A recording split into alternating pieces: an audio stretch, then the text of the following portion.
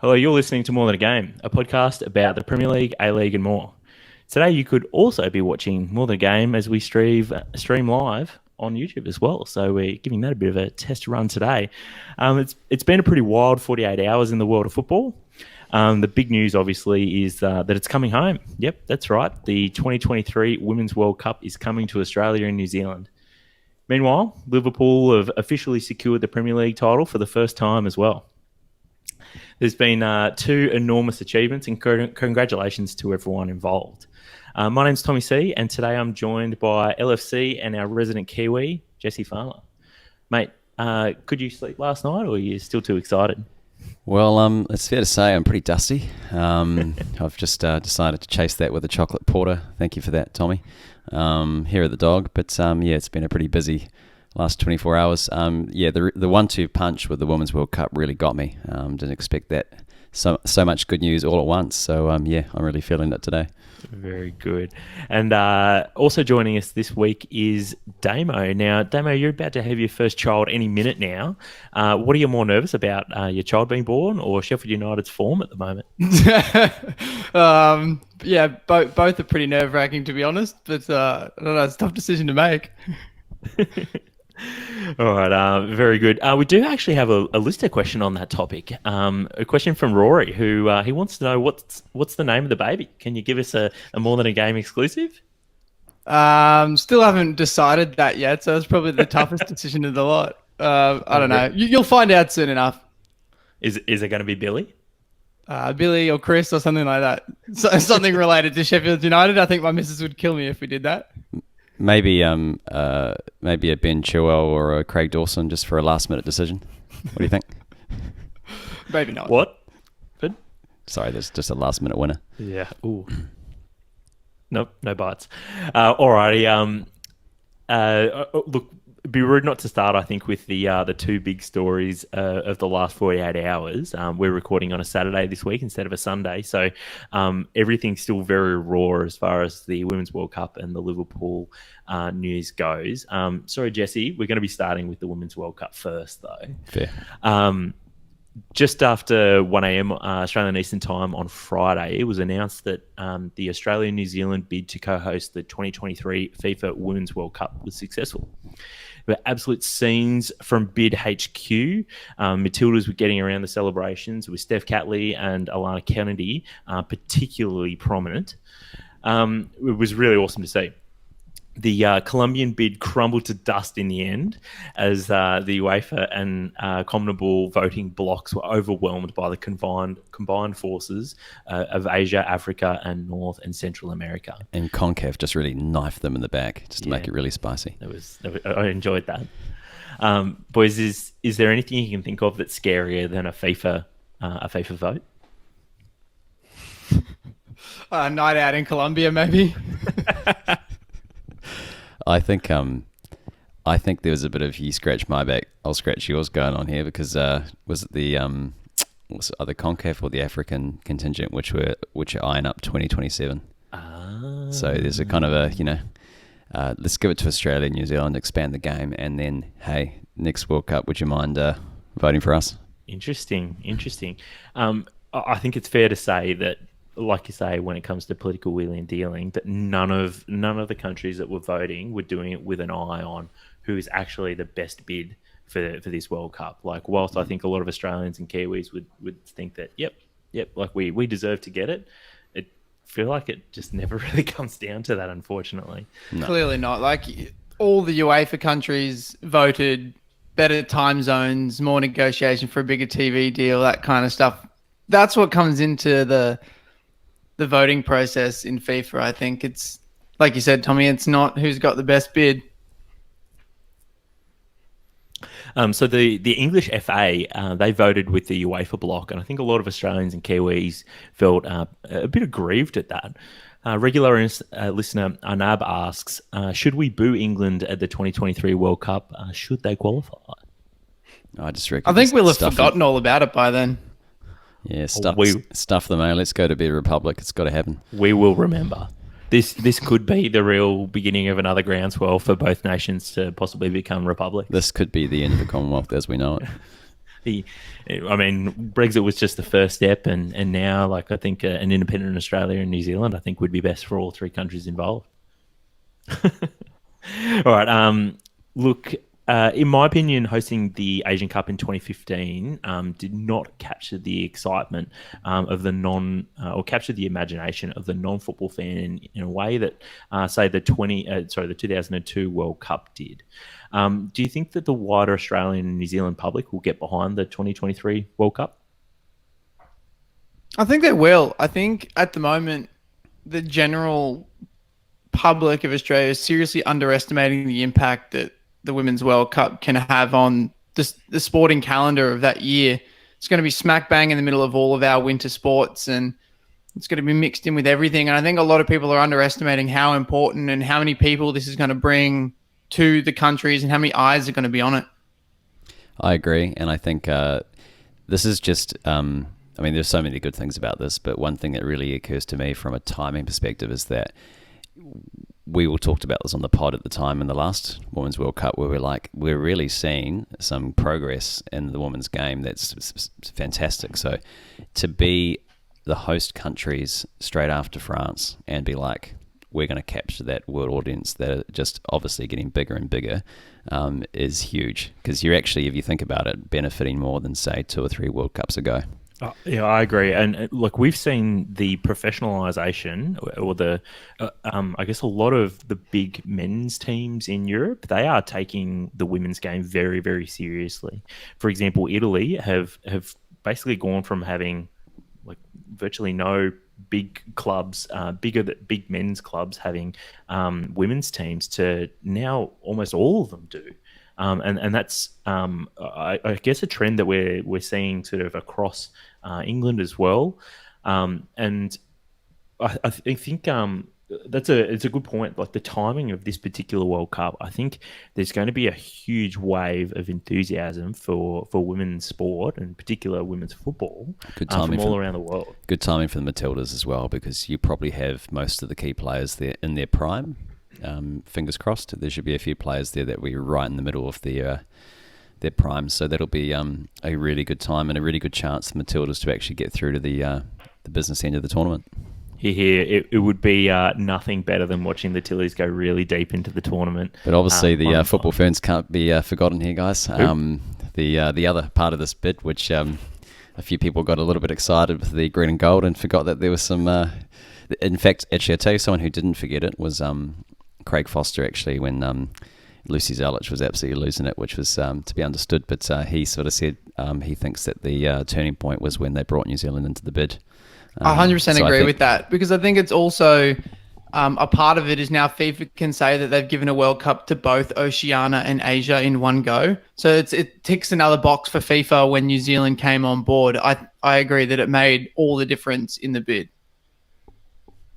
I think that's an interesting point. I hadn't considered that. It was only yesterday that it occurred to me that it is an Oceania World Cup, which that's never happened before. Well, actually, sorry, I take that back. Was the Youth World Cup in 2000 something? Yeah, I went to a few games. It was like under 17s or it was like young. Under 20s, yeah. Yeah. Is it the one Serbia won? No, it was USA versus South Korea, I think, in the final. South Korea? Korean Republic. Yeah. Wild. Yep. Alrighty. And look, Jesse, this is a good time, I guess, to segue into the next question, which is sort of similar, but and linked to the previous one about how, look, I've no doubt that you've got loads of friends and family still back in New Zealand. I'm sure as well you follow some of the New Zealand newspapers and TV channels on the socials as well. How much of, I guess, a ripple or a wave has the announcement made in New Zealand? It's already been huge, because obviously Prime Minister, she got behind it pretty quickly. And have you forgotten her name? Oh, I can't forget her name, Cindy. But no, she got right behind it. But I mean, apart from the Prime Minister, I mean, just in New Zealand, like when I used to play football in Wellington, Mm-hmm. I think that we were a half decent team, and I think that we were in the 9th div or something on a Sunday or Saturday, and it was just like the sheer amount of young people playing, of all ages, playing Mm-hmm. football in New Zealand far outweighs rugby, even though the rugby's the national sport. So as far as engagement, there is no shortage of expats and people in New Zealand that love football. It's just like it's obviously like Australia, where you just have a lot of people there that it may not get the majority of the TV, but there's a big population of people there that love football. So it's another massive untapped resource. Massive untapped like you said, resource. similar to Australia. Yeah. So and when the All Whites, everyone got on the All Whites bandwagon in 2010, and when we have gone through qualifications, when we've played Mexico, when we've played against Bahrain and stuff like that, you've seen huge turnouts to the All Whites games. So there's going to be no shortage of people getting behind it over there. It's great news, and hopefully, I think over the next couple of years, we're likely to see that enthusiasm, and hopefully, sort of the big news channels and so forth get right behind the bid, and I guess hopefully we'll see the general public, people who aren't football people, get behind the tournament. What I will say, just to round that off, is what excites me is there may be a couple of players from Australia and New Zealand at that time who may be a little bit unknown. And how good is it when you've got 1 or 2, 3 stars of a tournament that nobody picked were going to be stars of the tournament? You really put yourself in the shop window for the European clubs, don't you? Here, mate. Here.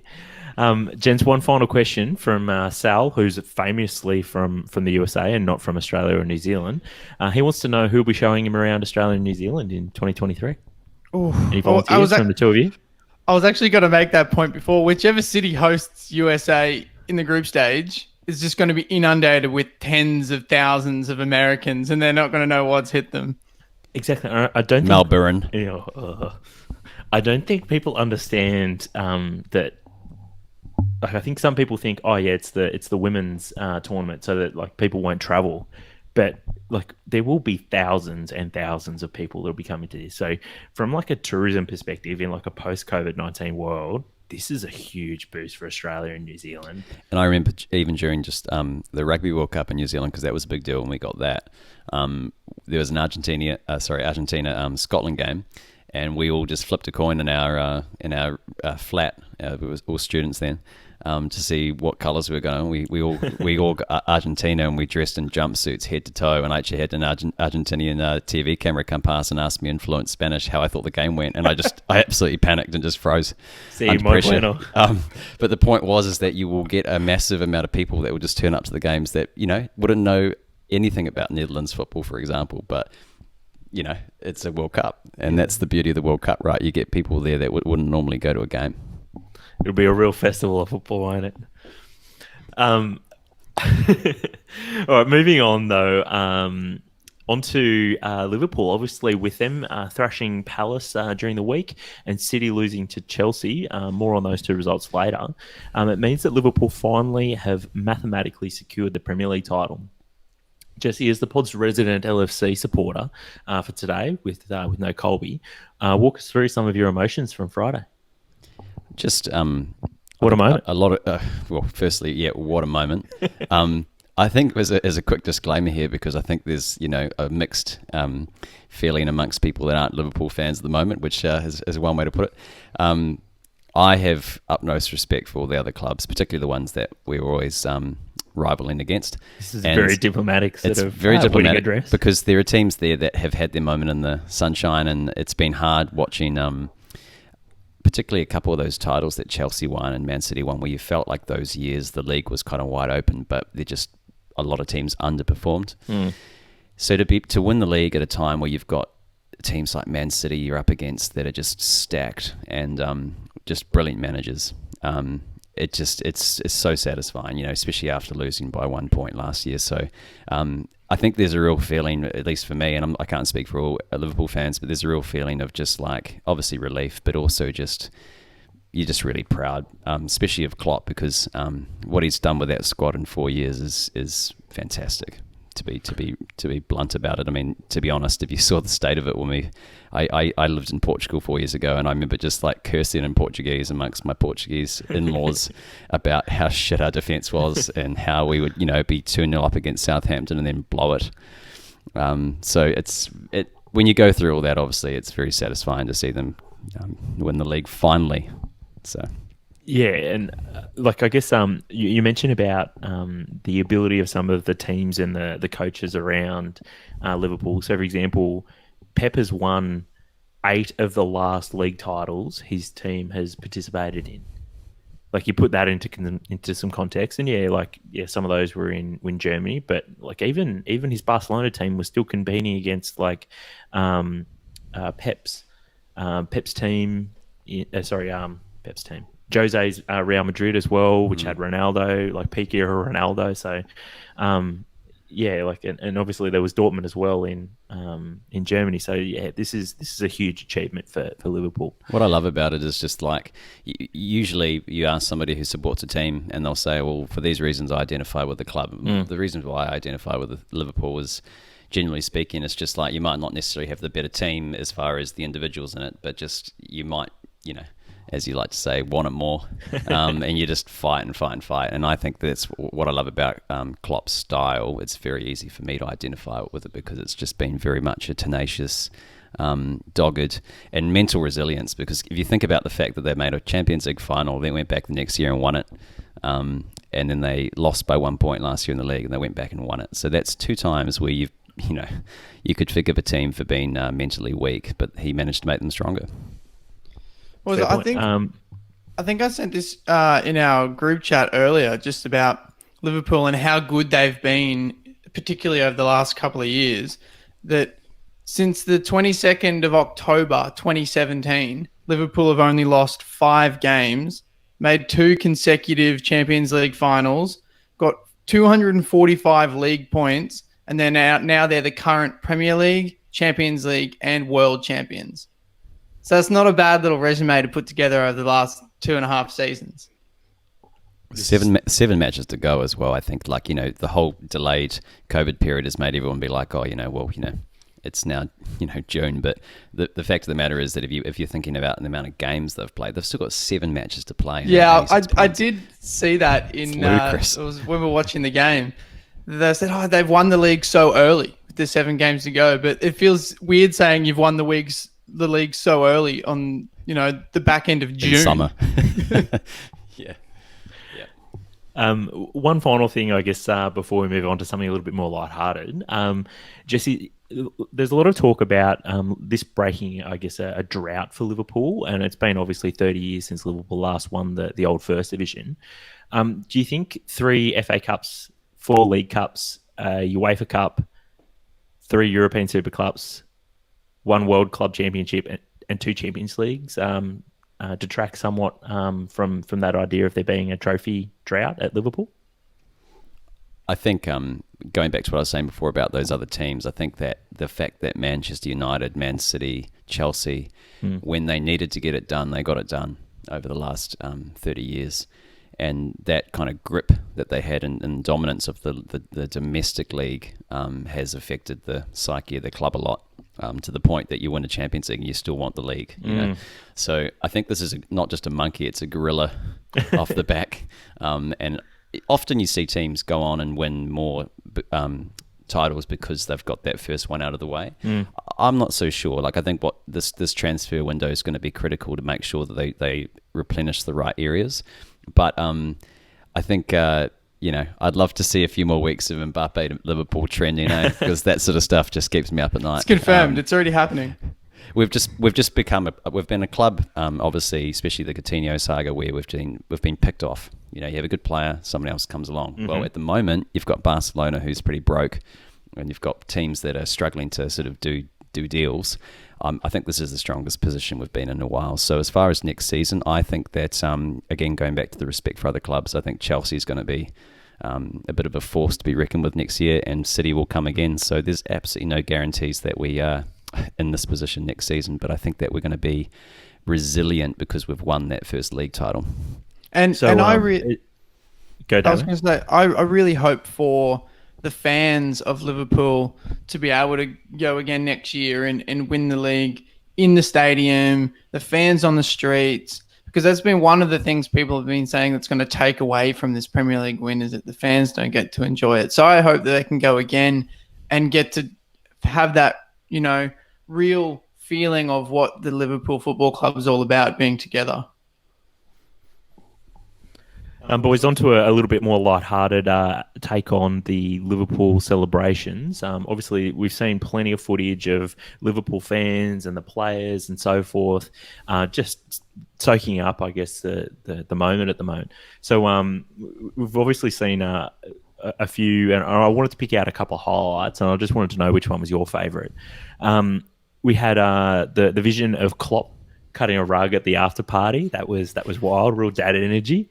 There were also scenes of Trent Alexander-Arnold absolutely wasted with Robbo and Ox on LFC TV. We had the video of what looked like basically just one bloke with a flare outside of Anfield. I thought that was just bizarre. Of course, normally there would be thousands of people there, but for some reason there was just one bloke that decided to rock up.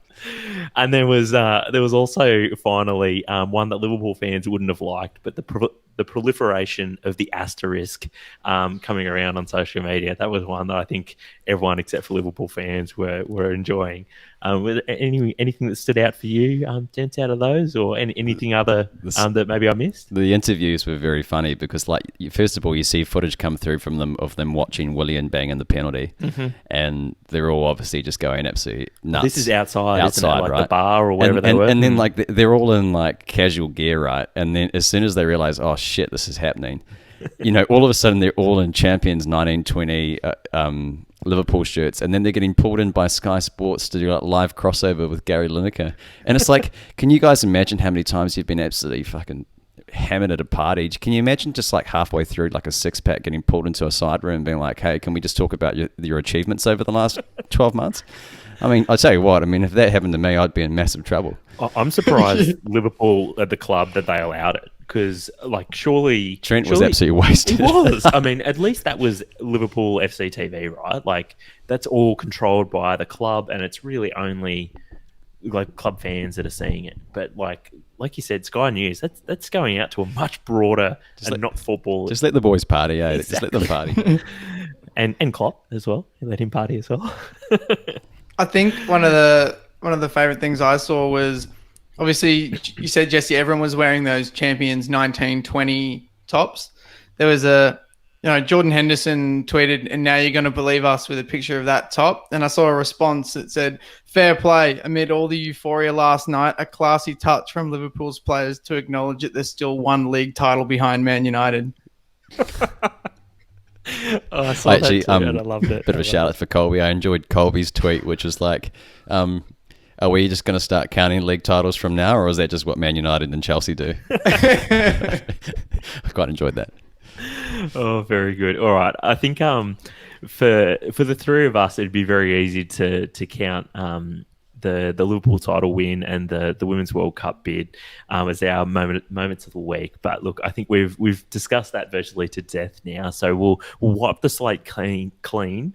And gents, we'll move on now to moment of the week and own goal. So was there anything else that stood out for you for you this week? Mine actually, yeah, I'll jump in. Mine, it comes from La Liga. So Barca played Athletic on Wednesday, and Inaki Williams actually played his 150th consecutive league game for Athletic. So the last time he missed a league game for the club was the 17th of April 2016. So that's nearly 4 full seasons without missing a league game, which is ridiculous, considering that 15-16 season, he only played 7 games after having an injury-riddled season, and he's come back without missing one for the next 4. It's ridiculous.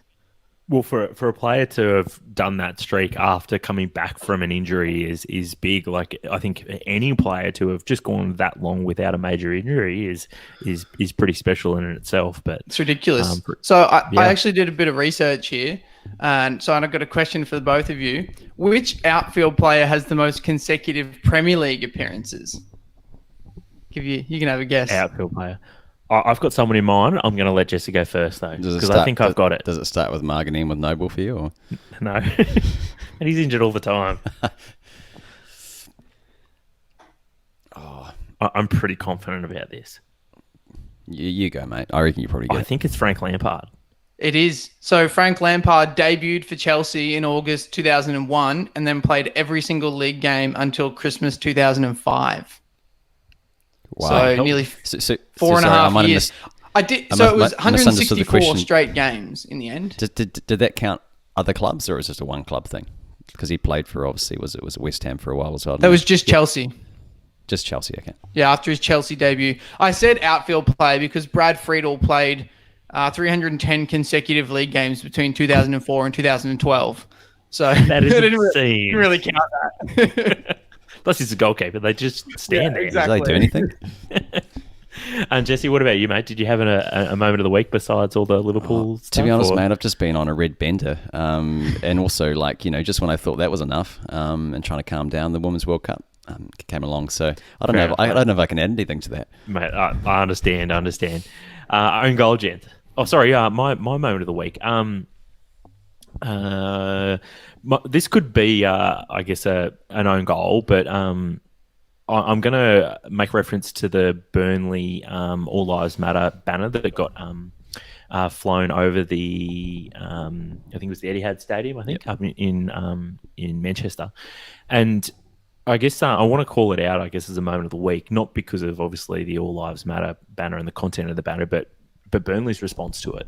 I thought they were very quick on the trigger to distance themselves from the message, and then also Ben Mee, the Burnley captain, in the post-match basically hijacked the post-match presser to take his own stand and say that he personally, and he spoke for his teammates, said that they were ashamed and embarrassed by the fans who'd organised it, and just between the club and Ben Mee, they sent a really strong message that, yeah, like you want to do this, you're setting back our club. You've embarrassed the players.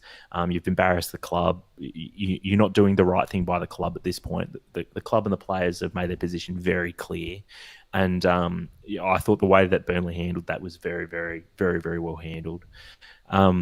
And I think that's the takeaway from this is Burnley's good work in reinforcing the message and what the Premier League are doing at the moment. So good stuff from them. It was important for them to put water on it immediately, but also to hear it from one of the players because, we've joked before, Damo, about Sheffield United having the old Brexit 11, but Burnley, I mean, didn't they have I think it was pretty much 90%. They had 10 British players start this week in their most recent game. Vidra was the only one who wasn't English. That's right. So it would be very easy for the narrative to get out of control that they weren't a multicultural club and all that kind of rubbish when they've actually got I think they've got a bit of a reputation for doing a good job in the community in Burnley. So they really needed to jump on it quickly, and well done to Ben Mee for doing that. Moving on to own goals, gents, you got an own goal. That was my own goal. Oh, yeah. Okay, yeah. All right. Sorry, mate. Yeah, well, that banner was my own goal. So you touched on it as a moment of the week, their reaction to it. My own goal was, the actual practice of the flying the banner. So whoever did it. I had 3 own goals and not really any moment of the week, so I kind of had to shoehorn that in. I'll rattle through my other 2 own goals then, and these are a very similar flavour though. So firstly, Fozzie, Craig Foster's left SBS. He's moving on to a bit of a career change, I think. For those that follow him on the socials, will be aware about all his refugee advocacy and that he's finished his law degree in the last, I'm not sure if it was the last 12 months or a bit over 12 months ago, but it's clear that Fozzie is moving sort of in that direction, whether or not he wants to practice law or wants to move full-time into refugee advocacy or something like that, or maybe he just wants to harass Ange after many people would have seen that old interview from, I think it was, 2002 or something, from Ange Postecoglou when he was the Joeys and Young Socceroos manager at the time.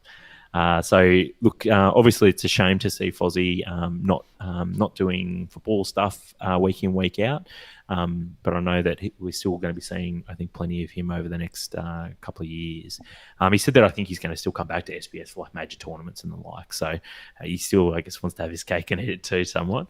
The other one, which was fresh off the press this morning, is that Simon Hill's not going to be retained at Fox Sports for the resumption of the A-League, which that's pretty sad. And I guess whilst I guess we don't hear Fozzie so much anymore, like on commentary, we hear Simon Hill every week on the A-League. So, that's going to be really sad, and it's obviously going to make the A-League very different when it resumes. And Simon Hill said he's going to be moving on to other things and sort of to stay tuned for what he's involved in. So it's that old adage, isn't it? You know, jobs at Australian broadcasters is temporary, but class is permanent.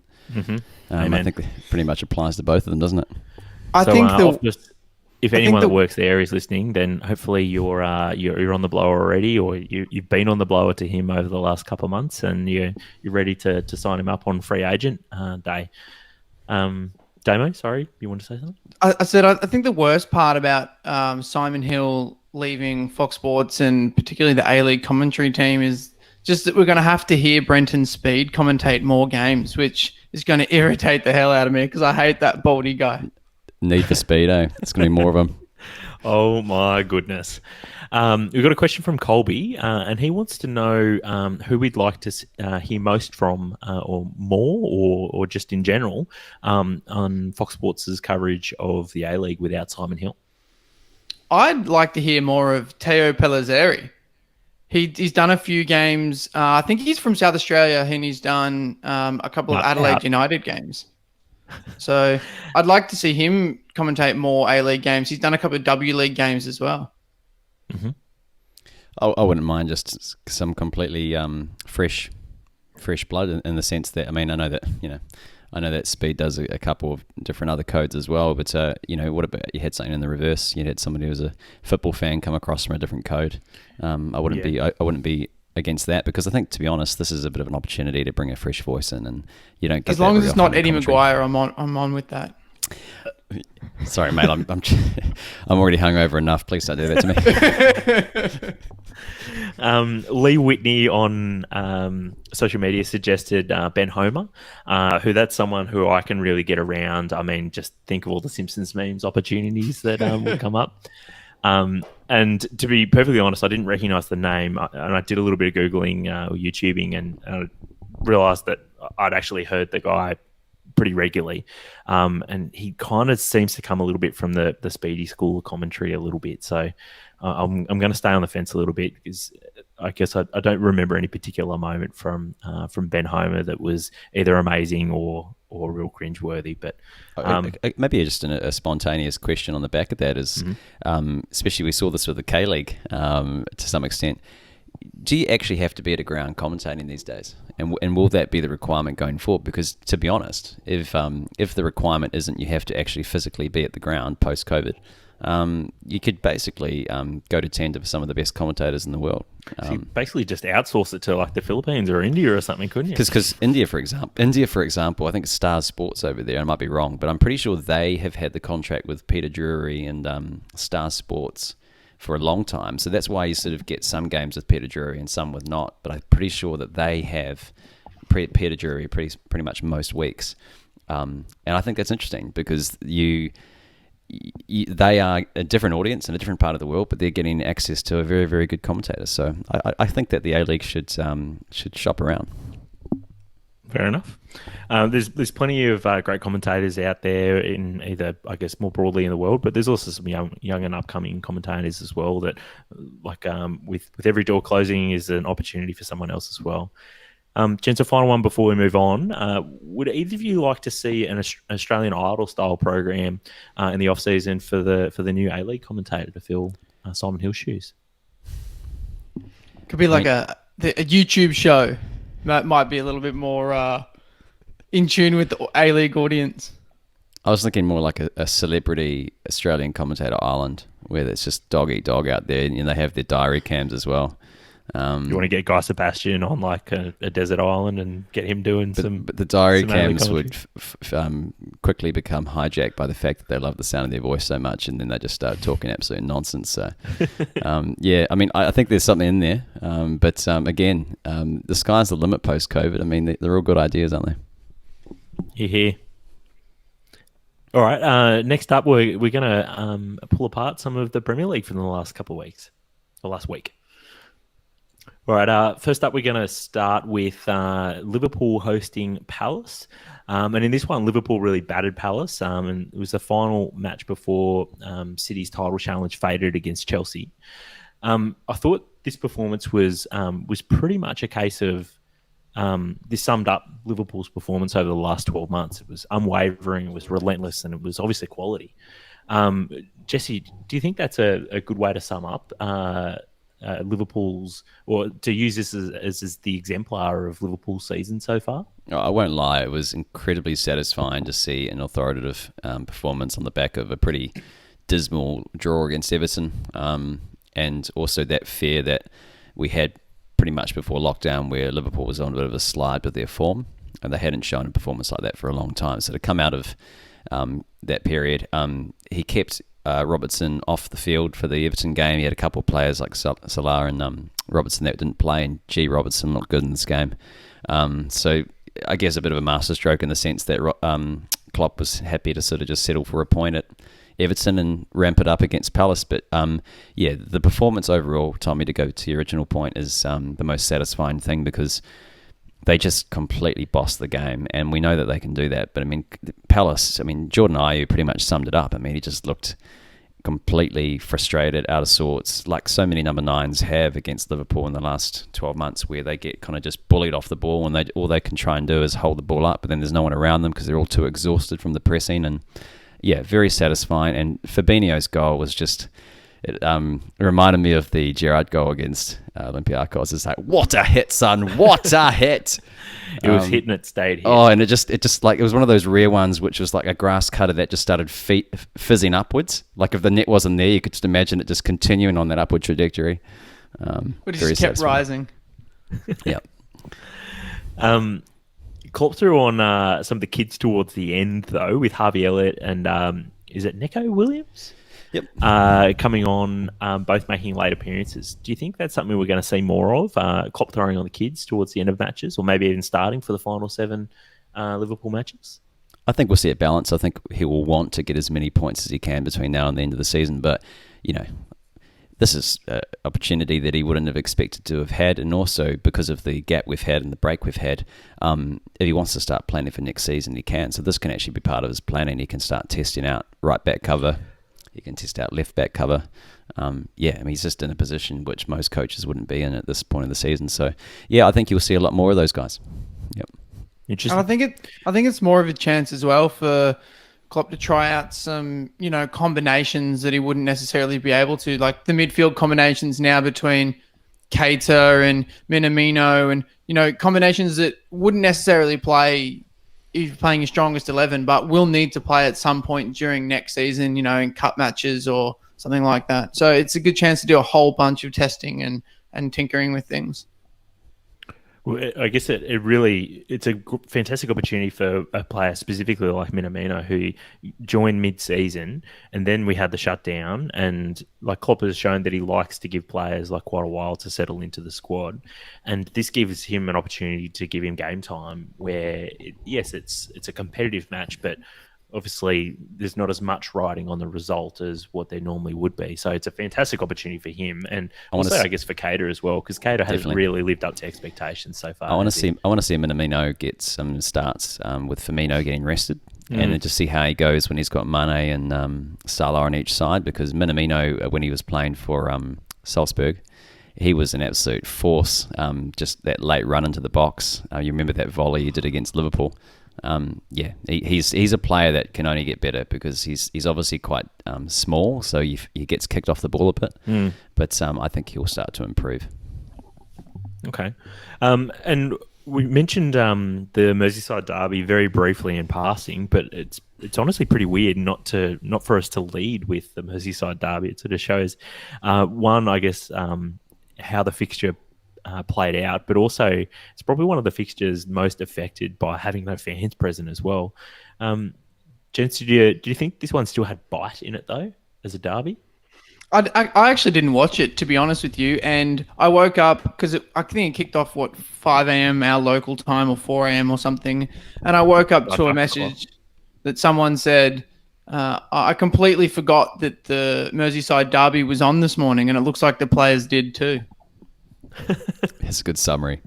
Everton, it was just a very pragmatic performance by Ancelotti, and that's pretty much as far as I can really take it. I mean, I think it's frustrating sometimes when Liverpool go to Man United or Everton and can't seem to even get a shot on target, and a bit of a limp performance. But when you put it into the context of what's happened since, it's just kind of, in the long run, it's probably a good point for both teams. And Ancelotti is a difficult coach to play against when he decides to set up deep. And Everton were really resilient and could have actually won the game. They had a good chance.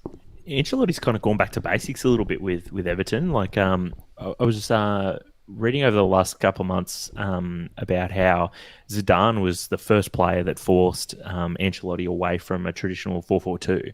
And everyone considers Ancelotti like Christmas tree formation at Milan and diamond midfields and stuff like that. But pre-Zidane at Juventus, he was all 4-4-2, and he seems to really have gone back to that with Everton, and it's paying dividends because they're a pretty tricky team to play against at the moment. Obviously, somewhat limited going forward, like Richarlison and Calvert-Lewin. Like they're a handful on their day, but it's pretty much just the two of them up front, not getting heaps of support from elsewhere. What they need like a not that I think this player would go there, but they need like a Chilwell or a someone who's just got a whip of a cross on there, because you've got Richarlison and Calvert-Lewin there, and if you just had someone that was just could put the ball on a dime. Don't like Luca Dean? Even someone, Luca Dean, like, I know this is kind of a random example, but like Matt Ritchie, for example, like if the only thing that guy can do is just put the ball on the centre forward's head, they've got two guys there that are very good in the air for Everton. So, mate, I've got to say it. I think you might still be on the piss from last night if you reckon Matt Ritchie's a better player than Luca Dean. No, I get what you're saying, Jesse. Matt Ritchie's got an absolute wand of a left foot, but Luca Dean's twice the footballer he is in total. Luca Dean, unfortunately, maybe it's because he's French, can sometimes turn up and sometimes may as well just stay at home. So we need to, that just sort waves the white flag, does he? That sort of flair versus completely going MIA is a bit of an issue in his game. So you wouldn't get that from Matt Ritchie, boys. How much did John Stomo pay you to talk up any of Newcastle's players like this? I'm happy to take offshore payments. Alrighty. Where are we? So one final question about, I seem to be just talking about Everton here, but I feel like we've talked about a lot about Liverpool already. Everton also kept a clean sheet here, as well as against Norwich in their other game this week. Now, under Marco Silva or Milva, Everton conceded either none or every single week, both for long stretches. So they were consistent. Do you think we're likely to see a more defensively resolute Everton now for the remainder of the season under King Carlo? Definitely. I think that's the building. That's what he's building. He's got to start with building a defensive side that's hard to break down, and then he can go on and build out his midfield and the way they're going to attack. But if they were conceding like they're always going to get punished. So I think 100% we're going to see for the rest of the season is Everton just making sure that they're defending well, and then they'll go from there. Agreed. If you fall into that space where you're not really going to cut it as far as Champions League places, you're probably on the edge of Europa League. There's that really weird sort of thing where, to be honest, between now and the end of the season, if you just get 1 point every week, just start again next season. And Everton might fall into that camp. Palace might be another one that's the same. Yeah, I agree. It's a good point that Everton's season could quite easily just sort of peter out, and they could rock up each week and just sort of go through the motions, get some okay results, probably get a couple of not embarrassing results, but a couple of losses. And if that's the case, that's pretty much exactly what Damo said, right? I mean, if you're going to see out the season, you haven't got much to play for, you may as well work on your defence. No, fair enough. All right, the match that we have sort of skirted around a little bit, but was probably, I would say, the most exciting match of the last couple of days was Chelsea hosting City. And in this one, Christian Pulisic's first half opener, where the American made a complete mockery of Ben Mendy, that opened the scoring. But that was really just the entree to the main meal of a second half, where we had De Bruyne's ridiculous free kick, which was proper peak era Cristiano Ronaldo. Proper knuckleball, eh? Yeah, exactly. And then finally we had Fernandinho doing his best volleyball impersonation, and then Chelsea were able to score from the resulting penalty, and it meant that City walked away with no points. Fernandinho obviously sent off, and he'll have a suspension as well as a result. Boys, do you think Lampard nailed his tactics here, or do you think Chelsea just wanted it more? I think you said that Pulisic mugged off Ben Mendy, made a fool of him. I think Ben Mendy mugged himself off with what he did there to give that goal away. I think there was a clip there was Gundogan and Mendy were at the back there, and you can see Gundogan pointing to Mendy saying, "Get wide, get wide," and he just kept running, and then they collided, and the ball bounced out, and then he dives in 30 meters from his own goal with no one behind him. Like, this is basic defending, right? And he's a Premier League footballer. Pep would have been absolutely pulling his hair out, wouldn't he? If he hadn't. I listened to the boys last week talk about Roy Keane giving a few United players a spray. I'd love to hear Roy Keane talk about Ben Mendy's defending there, just to see what he thinks and just to hear him give him a spray. Well, it's now a serious issue for City. They've got left back and centre back spots which need to be replaced, and they've got to get it right. Like, they can't just get someone in that's going to be a risk. They need somebody a bit more assured, because that's the difference between them walking away with points in this game, to be honest. I mean, Mendy was appalling, but he's had other games like this. He's had games, I think the one that comes to mind is the one against Newcastle, which was a critical one earlier in the season, and he got mugged in that game as well. So I don't know. I think there's a bit of a rush of blood to the head by Mendy, but also as far as mugging him off, I mean, Pulisic knew what he was doing, and yeah. you know. And also, you know, these guys play against each other a lot. So, I mean, if you know that the player is going to be a bit brash, you know, you sort of just play against him and see how he goes and see if he nibbles, and he did. But to do that 30 yards from goal, as you say, Damo, was inexplicable. Like, you just can't do that as a defender.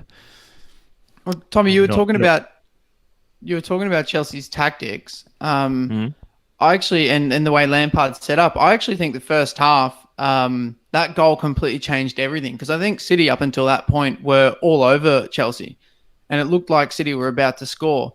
And that goal completely changed everything, because it got a wind up the back of Chelsea, and they didn't have to try and break City down anymore. They could play on that counter-attack that they wanted to set out with.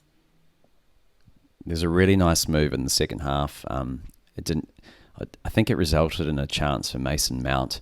But they got it to Kante, and there was a point where he had both wingers had split, and then he had an option to pass it up front, or he could. But it was like he received a short ball, and then he just pinged it first time out to the left wing, and it was just, that's where I see Chelsea being very, very dangerous in the next couple of years. Is they're going to have a really, really good front three. We know that, because they're going to be stacked.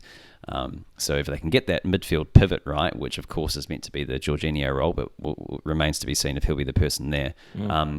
If you can get that quick ball out wide, and you can just give people like Werner that little bit of time to sort of dribble up to the box and cut in. I mean, that used to be Willian 101.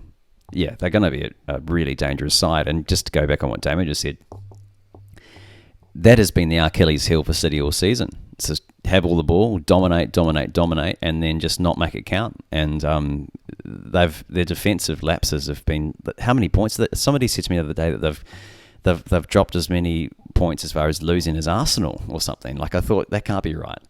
No. But somebody, I saw that stat somewhere. I'm like, you can't be serious. They can't have lost as many games as Arsenal. But apparently Arsenal's drawn a lot of games, so it might be right. I think usually City's the amount of goals they score and the way they attack just bails them out of you know, those little lapses defensively that you're talking about, Jesse. And I think they really struggled without Aguero or Gabby Jesus up front, because such a hallmark of the way they've attacked over the last year and a half has been Aguero and Jesus running off the shoulder, little darting runs in behind, and they're just picked out by KDB or Dilva with a, you know, deft little touch. There was no one running off the shoulder and getting in behind. It was Bernardo Silva was dropping in, and he was trying to turn on the ball, and everything that, you know, City's attack to be just wasn't against Chelsea. So you think it was maybe a bit of a case of Pep getting his tactics wrong rather than, or is it at least his team selection maybe? His team selection. I don't think he had any other options. They didn't have a striker, and the two strikers they do have play very similar styles, and they just didn't have someone to fill that role, so they had to change. Yeah, and I guess we're not going to see Sergio Aguero back for the remainder of the season. He's out with a significant injury. A huge blow to the peroxide blonde community. But it does mean that this may not be the only bad result that City have over the remainder of the season. Obviously, we all know how devastating De Bruyne and Sterling can be, and Sane on their day. But without Aguero there for a major stretch, they're not quite the same team, are they? Going to see some more of Phil Fodenio in the midfield. I mean, we haven't mentioned his performance, but it seems forgotten now after the Chelsea game. But he looked good early in the week. Yeah, and maybe it's an opportune time to move on to the Burnley game. This one, Burnley obviously were trounced by a City side who looked like they were very nicely easing themselves back into the Premier League after the break. Like you said, Phil Foden had a great game. Mahrez had a great game, and it was a pretty comfortable win for City in the end against a Burnley team that were struggling. Obviously, I think they've got quite a few senior players that are either out injured or the board aren't going to renew contracts there, so they're struggling to put out a full bench at the moment of fit senior players. So, do you want to keep going about Foden now? Or Foden was just brilliant. One of my favourite passes was the classic pass that's never rewarded in fantasy, which is the pass before the pass. The assist. You need those ice assist. hockey assists. Yeah, he did a beautiful drag ball. I think it was in the second half where he shaped to either go wide or shoot, and he did that. There's a term for it. Is it the reverse pass? Reverse yeah, pass. And it just it was a so real silky. David Silver-esque pass. It was. One. It I've was. been watching him in training every day. Was that him assuming the mantle, like taking the crown? Well, Pep said openly in the media that he doesn't need to replace Dill because he's got him there. So that's the biggest validation you can get from a manager is that, well, yep, we see you as the future. And to be honest, as far as nurturing his talent, I've thought for the last couple of years that he is a very good player. They need to do something with him before he will look elsewhere. But I think he's been told that just be patient. David Silva will leave soon, and you'll be that new guy. So I think he's what I like about him is that he is so switched on around the ball. Like, he has scored a few goals, including in this game, or I think it was the game before, where he just follows up everything. He doesn't give up on anything. So there was a goal. I don't think it was against Burnley. Who was the other team they played early in the week? And they absolutely hammered them as well. Maybe it was even against Arsenal, but there was a game that basically he just followed up to the box, the ball sprayed somewhere, and really where you should be seeing a striker tapping the ball on, he was tapping the ball on. No, it was. I think it was in this Burnley game. I'm pretty sure it was that one. So and I'm pretty sure it hit the post, or it was cleared off the line. And he was the first man there. So I like that about him, that he follows up really well. And that's actually a trait of De Bruyne. So you often see De Bruyne follow up those sort of things very well. So he's around the right players. That's not the kind of stuff that David Silva does. He doesn't have that same energy. So who knows? We may even see Phil Foden eclipse David Silva in the long term. You heard it here first, folks. He's only just turned 20 years old. So, he's still in the very early stages of his career. And he's going to be some player. He's only just graduated into an Eno. So you just wait to see what happens next. Oh, Lord. Alrighty. Moving on, though, to Damo Sheffield United. Obviously, they played Newcastle first up. And whilst I don't think anyone was really expecting Sheffield United to really go the distance with Man United, maybe Damo would probably differ about that. But I think Sheffield United, I think a lot of people would have expected them to have done the business against Newcastle, though. Damo, what went wrong here? Sir Maximin was on fire, combined with our defence just being gutted at the moment. You've got some injuries there at the moment, don't you? Well, Jack O'Connell, who's been ever present, I think he's missed more games since the return of the Premier League, which is only 3, since the combined amount of games he's missed since he signed in 2016. So, having him not there is huge. And then John Egan getting himself sent off. It's also the first game without either one of those. since O'Connell signed. So is a core of defence that have really Sheffield United's team has been built around over the last 3.5 seasons that just isn't there at the moment. That coupled with probably it looked a bit lackadaisical physically, and Newcastle looked really good. So it was a bit of everything, to be honest. So a bit of a perfect storm, and then against Sheffield United, obviously they're missing some of those players you just mentioned, and Dean Henderson was out as well. Obviously he'll return for the next match that he can because he'll be able to play against them. He was obviously unavailable because he wasn't able to play against his parent club, Manchester United. But do you expect that we're likely to see a bit of a return to form, or are you worried about this developing into a bit more of a form slump? I guess until the likes of O'Connell can come back. Well, is it fair to say, Damo, that team selection here? I mean, it's easy to overanalyze these performances and be like, they were comfortably beaten, but would we say that it's just down to team selection? Because, I mean, a hallmark of Sheffield United has been the consistency, not only in the performances, but the selections. I mean, you take out a couple of mainstays and it's like it's a different team. So is it as simple as the fact that they're just being a bit gutted? I mean, that's kind of how I see it. Yeah, probably. I think it's a bit of everything, to be honest. And, I mean, I think the next 2 games, Sheffield United play Arsenal in the FA Cup and then Spurs in the league. And so it's not going to get any easier. And couple of key players out. We don't really have replacements for those 2 centre halves. I mean, we've got Phil Jagielka and then Robinson playing centre half, and you probably never even heard of him because he never plays. Never heard of either of them. You've heard of Jags, but I mean, they don't need to play because they haven't had to. So bringing someone in who's played, combined 90 minutes over the last year and a half, they're always going to struggle to be up to pace with the game. And so selection, yeah, maybe. But really, like you said, Jesse, that hasn't been an issue all year because anyone's come in and done the same job as someone else. So it's probably the COVID break hasn't helped. The fitness is such a big part of the team and they haven't been working together. Who knows? Only Chris Wilder knows, and he's usually honest enough to tell everyone what the issues are. So I might just listen to him. Have you heard much about what Chris Wilder's had to say? He said that the boys came back very fit from their break, but it's obviously been disruptive for everyone. He's pretty funny. He was pretty pissed off about the Villa game and the VAR incident, and then he's been very open and honest about the Newcastle and Manchester United games. He just simply said, we were shit. We weren't good enough. Nothing we tried worked, and we have to go back and fix it. It's hard for him to explain the air swing on defence on the Newcastle game for the first goal, isn't it? Just Mendy-esque, wasn't it? Well, yeah. I mean, that's a coach killer right there.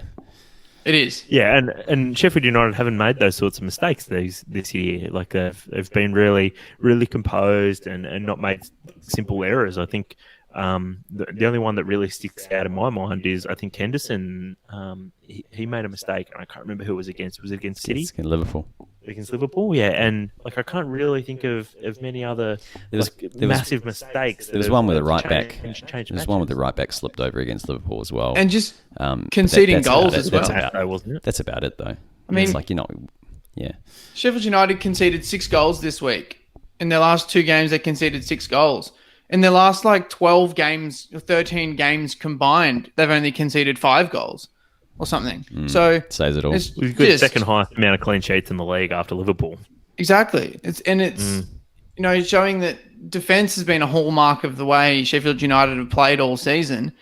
To concede 6 goals in the space of 4 days, it's mind-boggling. Something's not right.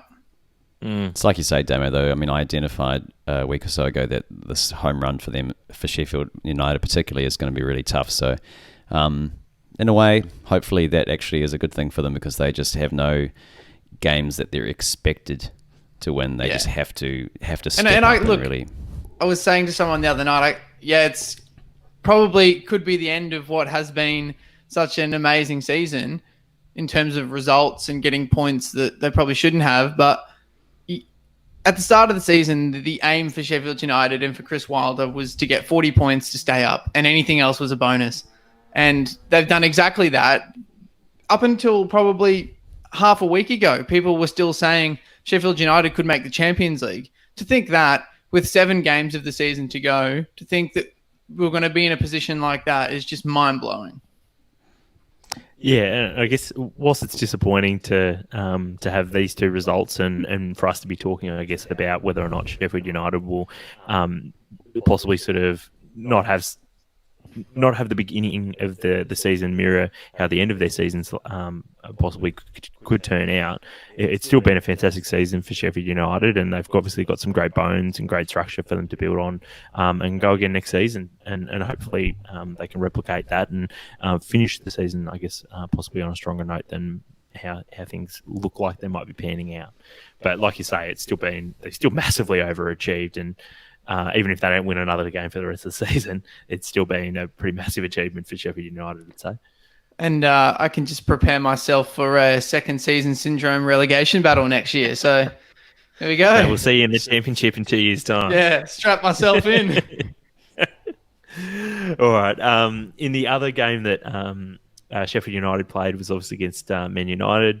The result there was also 3-0 with Anthony Martial scoring his first hat-trick, his first ever hat-trick. It was the first Man United hat-trick in 3 years. Jesse, I know you can see my notes, so I'm not sure if I'm going to ask you. But in 7 years, I think it was. Yeah, according to your notes, mate. It was the first Man United hat-trick in 7 years. So okay. I won't throw this question to you since you already know the answer. But Damo, do you know who the last Man United hat-trick scorer was? Just trying to think. 7 years. It might have to be Ronaldo. Nope. It was in... It's actually the first hat-trick in the post Alex Ferguson era. Oh, was it Lukaku? Nope. 7 years. Not 2 years. Robin van Persie. He scored in April 13 against Villa. So, I mean, that's pretty wild that, like you say, Lukaku and none of the other strikers that they've had in the last couple of years who, like even Rashford's, right? Like, I'm kind of surprised that Rashford hasn't scored a hat-trick. They just score heaps of doubles. Yeah, Lots of doubles. I was watching I think it was the news, it might have been ABC the other night, and they said that Anthony Martial had scored a hat-trick. So I was pretty blown away by that. I was like, oh, Frenchman called Anthony Martial? Well, that's right. I mean, he's moulding into a good number 9 because, well, first of all, he's not injured, which has been half his problem. But secondly, I think he's actually lost a considerable amount of pace, which has been kind of foiled or kind of been masked by the fact that he's not playing on the wing because they don't need him on the wing now. Mm-hmm. They can kind of disguise it now, and he only has to run sort of short distances and hang around the box. And now he's got the quality around him to do it. So if he gets an extended run at number 9, the final goal where he did the little dink was just number 9 play 101. You know, really the give and go, wasn't it? Give and go, got around behind, and then he just the arrogance of the little dink. He's very good at that. So. He's looking in dangerous form. He's a real streaky player, isn't he? When he's on, he's on. Player. But if he's off, you don't see him for months.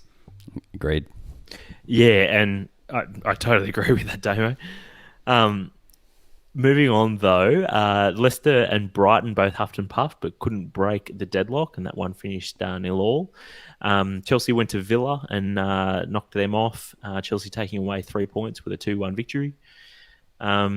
Spurs pretty comfortably knocked off my West Ham.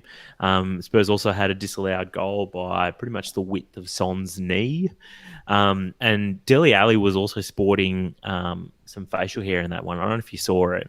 He had like the NASCAR goatee going on, and he looked about 45 with it. I don't know what the hell he's thinking with that. He was giving me real... the Goldberg. The Goldberg, yeah. He was giving me real American high school baseball coach vibes. Yeah, oh, geez. It was disgusting. I hated it. And I'm thinking, what the hell is he doing? But maybe it's just a pitch to, like the Deep South in the US or something like that. Oh, that's right. Meanwhile, there was obviously a bunch of games that affected the relegation zone with Newcastle and Villa drawing 1-1, Norwich losing to Everton 1-0, Wolves defeated was going to say Bournemouth again. Jeez, I can't stop doing that. Wolves defeating Bournemouth 1-0. Burnley taking points away from Watford in a game that actually had quite a few goal line chances, keeper spilling chances, and an offside goal. And so really, out of all of those games, none of the relegation threatened teams are really doing the business at the moment. Obviously, Brighton got a good win against Arsenal, but like all of those teams, Villa, Bournemouth, Watford, and West Ham, none of them are really jumping out to say, "Yep, like we're going to avoid the drop." And is there anyone out of those 4 teams that you're really confident about, or are they all equally uninspiring to you? I think Arsenal will survive relegation. So Well done. Hope for them. They're just a little bit classier than Norwich, which is good. But as far as the other teams there, apart from trolling Arsenal, I think there's some other teams there which, as you say, critically underperforming at a moment which they need to perform. And I've taken Brighton out of that conversation because win against Arsenal gives them real daylight between those 4 teams. Incredible. Well, it's a Incredible. 5-point gap now there, isn't it? Yeah, and they're all playing like dog shit, to be perfectly honest. They are. And Newcastle's game, interesting enough, the Villa goal was just like a freak defensive error from Newcastle United. I mean, I was surprised Villa got anything out of that as well. So, I mean, these teams, God, it's just like... It was kind of like, remember that top 4 battle, was it from last year, which was just kind of like... top 4's lava? The top 4 was lava, and it was just like everyone was doing their best to not make top 4. Well, that's basically what it looks like at the moment as far as staying in the Premier League. There's teams, staying in the Premier League's lava this year. Yeah, that's right. Looking at those 4 teams that you just mentioned, Tommy, I agree with you. It's going to be 2 of those 4 that end up going down with Norwich. And I was looking at... their run-ins home, because we were talking about the run-ins to Champions League a couple of weeks ago, and like I think of them all, West Ham has the easiest. You could say easy. It's not going to be easy, but they have the best-looking schedule of games. They have winnable games. Themselves up. They've got Newcastle, Burnley, Norwich, Watford, and Villa, and then their other 2 are Chelsea and Man United. So. I mean, that's 4 games that they would expect to get points from out of those 6. Yeah, agreed. And the games where if you're not getting points from those, then you don't deserve to stay in the top division. That's exactly right. I think it might be Bournemouth who have sort of the inverse of that, where I think they've got like 5 games against like the top 7 teams or something in the run-in. So Watford have got Chelsea. Watford? Yeah, Watford have got Chelsea, and then they finished the season with City and Arsenal as the last 2 games. So that's tough, for Watford, it's not looking good. Bournemouth also have Man United, Spurs, Leicester, and Manchester City to play in there. I'm getting ready for. Villa have got Wolves, Man United, Liverpool, and Arsenal. I'm getting ready to make some. I'm getting ready to make some gingenia. It's a cherry liqueur in Portuguese because the cherries are absolutely cooked. I've said macerated, are they? I've said this for about six months or so. Like I think they're gone. I think Bournemouth just haven't done enough on in the season. But this West Ham Villa game on the final day could become like a game that keeps someone up and relegates the other. Agreed. Yeah, that would be really wild. And like pre-COVID, that was going to be the game that I was going to attend. And wow, I remember I joked about it that it would be really weird if like I went to a West Ham game, like the one and only West Ham game that I'd ever been to, and it was seeing them get relegated. There's a real chance that that could be literally a season-defining match for both teams. Well, last chance predictions, guys. I mean, I'm going to say Norwich, Bournemouth, and Villa go down. I agree with that. I think Watford of those 4 teams we're talking about are playing the best football, and I think West Ham have got the best run-in of fixtures with points from games that look reasonable. They can get points from. But I'm not ruling out the Hammers knocking Villa down on the final day. Oh, here he is. For the neutral, that would be fucking exciting to watch. Unless you only needed 1 point where you see Moyes put bloody 11 people behind the box. They just sit inside the penalty area. I could see him doing that too.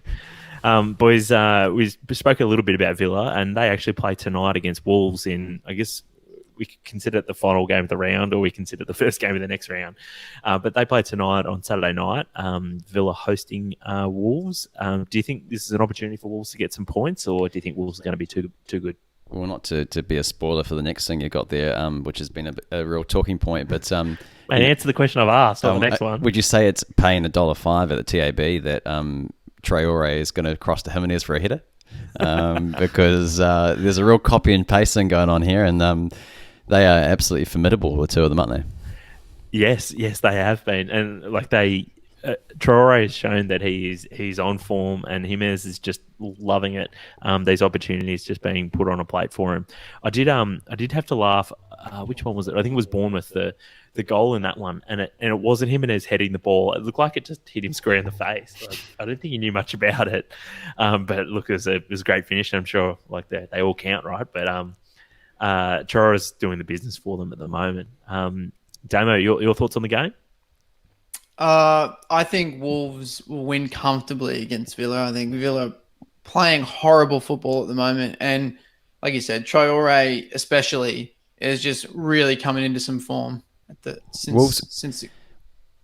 Wolves can be out of a game, and then just a Jota counter-attack or something, or a Traore counter-attack, they can just all of a sudden just take all the momentum away from the other team. And if you're a team like Villa who's struggling for form and you've just thrown everything at it, Grealish isn't going to go back and do a defensive job, so there's going to be a hole back there in midfield. And I just think that they're going to be very vulnerable, Villa, and I have to agree with Damo. I mean, Wolves might not necessarily play the better team, be the better team for the 90 minutes, but they might only need 2 opportunities to knock them out. Yeah, fair enough. But, sorry, Damo?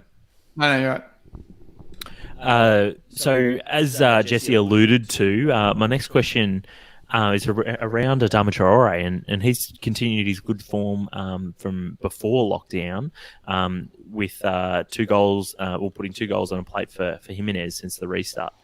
He's now been linked with Liverpool. And Jesse, I want to know, and Damo as well, I guess, is this a move that you would like to see, or do you think is actually going to happen? Sí, señor.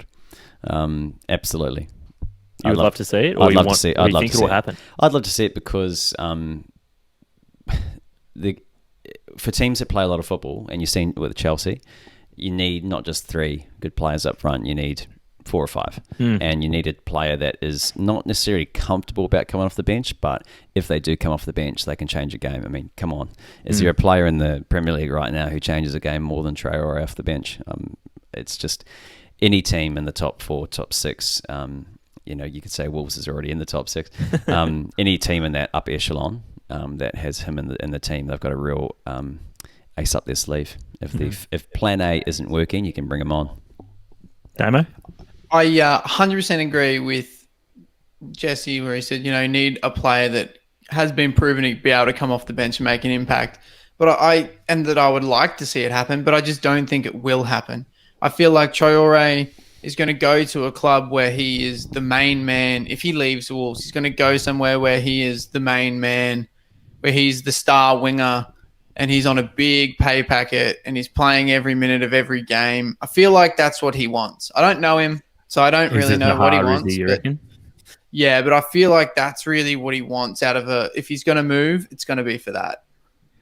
Yeah, well, he started at Barcelona, didn't he? And I think they said to him there, sorry, you're just not going to cut it here. And I wouldn't be surprised. You hear sometimes about these players that come through big academies, and they're a little bit scarred by the experience, and you sort of wonder if that might be the case. That he says that. It comes down to what he wants, really, doesn't it? Because some players just want to go to a big club, and you think about Mahrez's move from Leicester. I mean, he knew he wasn't going to get starting football every week, but he did it because at that point City were just an absolute juggernaut. It just depends what Traore wants. I think, Damo, you could be right. Fair enough. All right, that pretty much wraps things up for this week. Thanks for listening, everyone. And look, you can catch us on Twitter, Facebook, Instagram, MySpace, Snapchat, and we've also got an email, mtagpodcast@gmail.com. So it's been a pleasure having you with us. It's been a pleasure having you both on, gents. Until next week, enjoy the football. See you on MySpace.